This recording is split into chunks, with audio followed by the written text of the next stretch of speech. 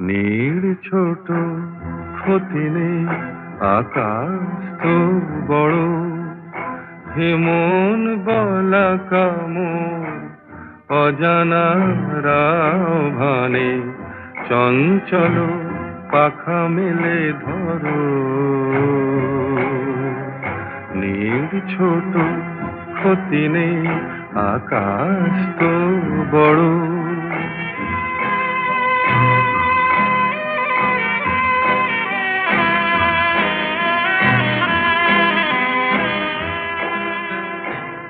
চাঁদের আখরে ওই আকাশের গায়,